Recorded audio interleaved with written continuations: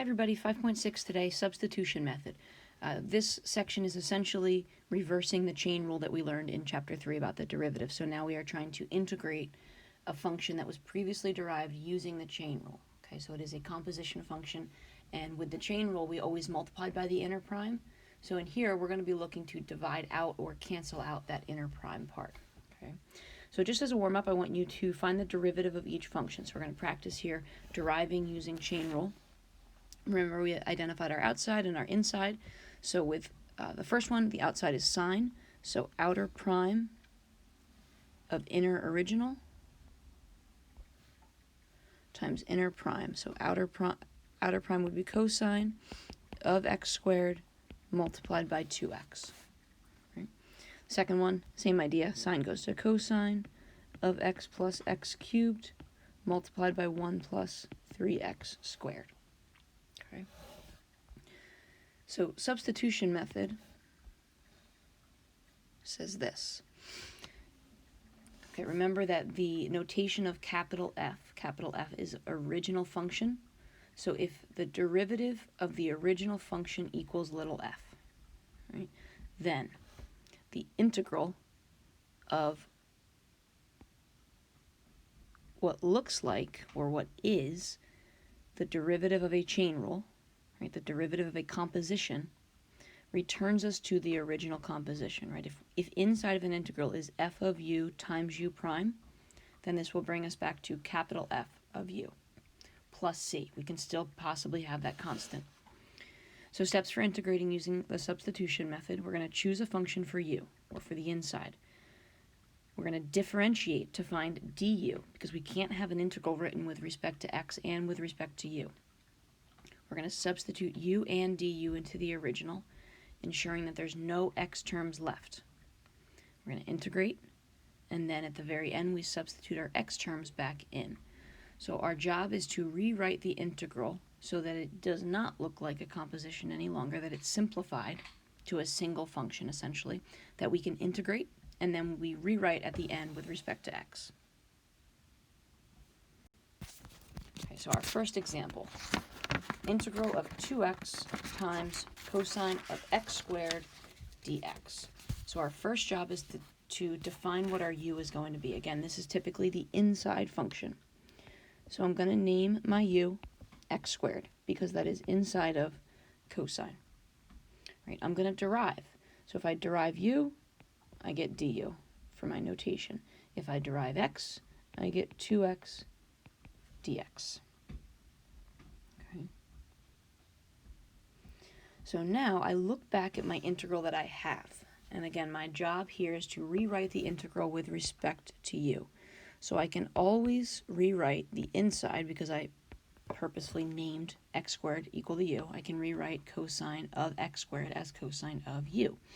Then I look at the remaining components or pieces of my original integral, and I see over on my side work, do they match up with anything? Sometimes it's a perfect match, sometimes it's off by a coefficient, sometimes there's an extra x. There's lots of scenarios. In this case, we have a perfect match. I have exactly 2x and dx. They're separated, but it's separated through multiplication, so I can rewrite this however I want to. So they are exactly equal to du. So this integral is equivalent to the integral of cosine u du. So I have rewritten a much more complicated integral with respect to a single function that I know I have a rule that I can integrate. So cosine returns to sine u plus that unknown constant. And my final step would be to replace u with x squared. So sine of x squared plus c is my original function. Right? And I can always check my work here by deriving and making sure that I get back to 2x cosine of x squared, and I would here. Okay, here's another example. Integral of x plus 25 to the negative second dx. So identify your u. Again, that's that inside. This is a linear chain rule, so I could follow the rule that we learned earlier in this section, actually in 4.9, where I just divide by that k, but I don't have to. Okay, So my inside is x plus 25. Again, I could use that linear chain rule, but I'm not going to. I'm going to follow the substitution method. I'm going to derive du equals 1 dx, or just dx. I rewrite. The only thing I have to rewrite is my inside, which I renamed to u, to the negative second, right? You're always identifying an inside and then like a big picture function. So in this case, the big picture function is negative 2. And then the dx is equivalent to du. So there's nothing else to swap out. So now I've rewritten this, so I just have a power rule to reverse. Right? So remember, with integrating using power rule, I'm adding 1 and I'm dividing by the nu. So this becomes u to the negative 1 divided by negative 1 plus c. Or final answer of negative x plus 25 to the negative 1 power plus c.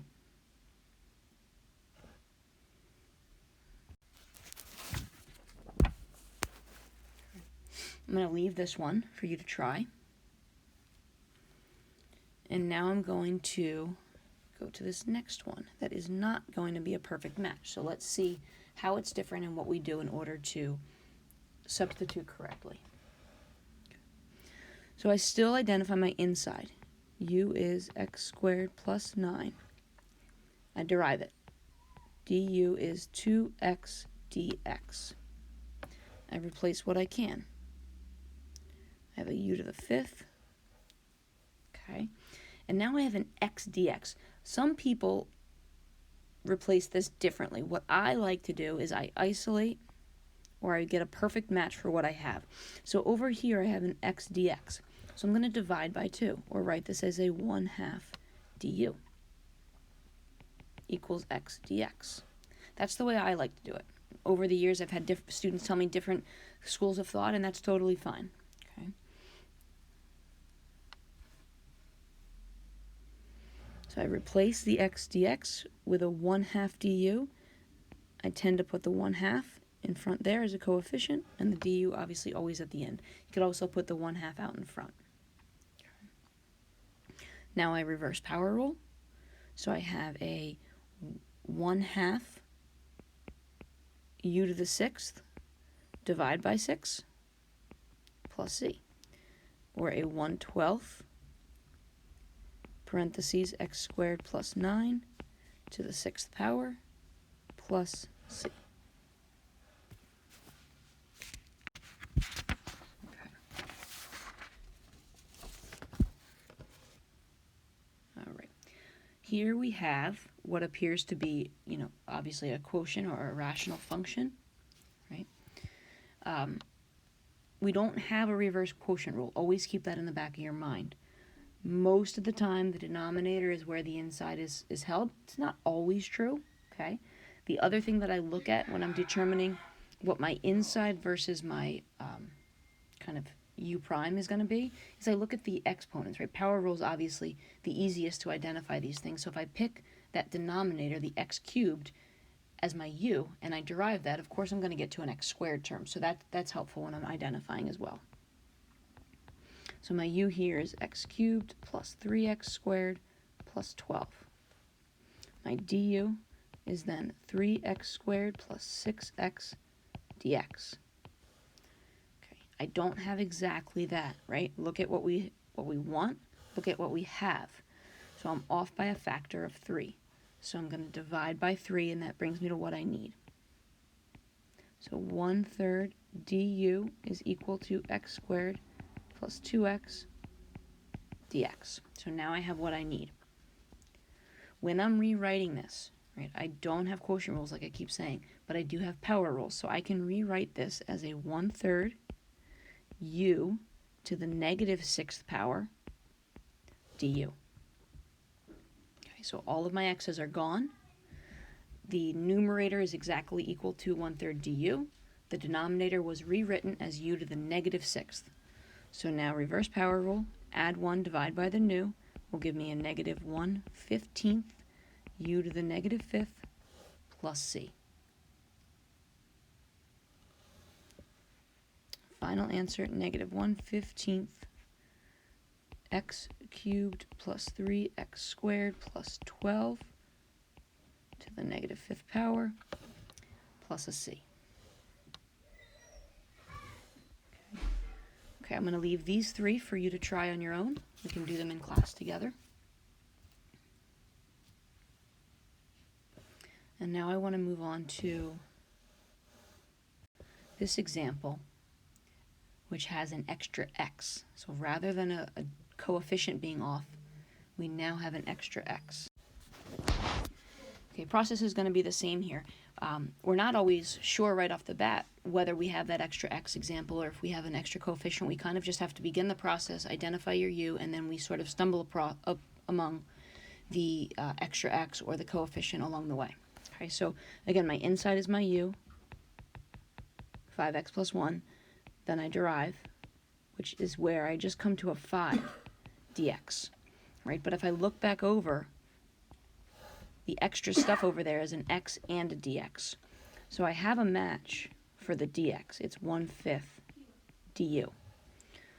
So now I have this extra x. I don't know what to do with it yet, so I'm just going to keep it there for now. I have a u to the 1/2, and I have a 1/5 du. So this is the stuff over here that I have to work with. I can't make anything else up, and I have to rewrite this so there are no more x's. So right here, the equation or the relationship that we established for u is where you have to find that extra x.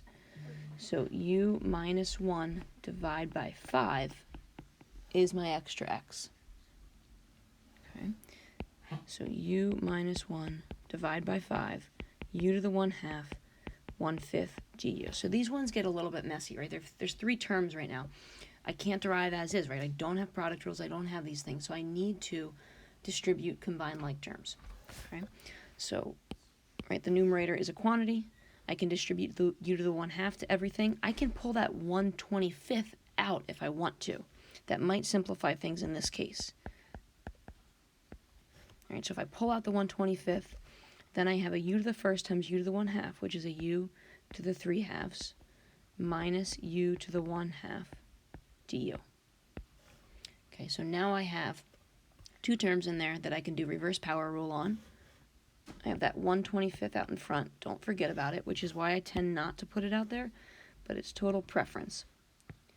So adding 1, dividing by the new, so it would be a 5/2 and multiplied by a 2/5. And then minus u to the 3/2 multiplied by a 2/3. And plus c. Okay. Distribute the 1/25. You know, I'm not too picky about those kind of details, but I would have a 2 over 125, parentheses 5x plus 1 to the 5/2, minus a 2 over 75, parentheses 5x plus 1 to the 3/2, plus 7. Plus c. This next one is another extra x that I'm going to leave for us to do together.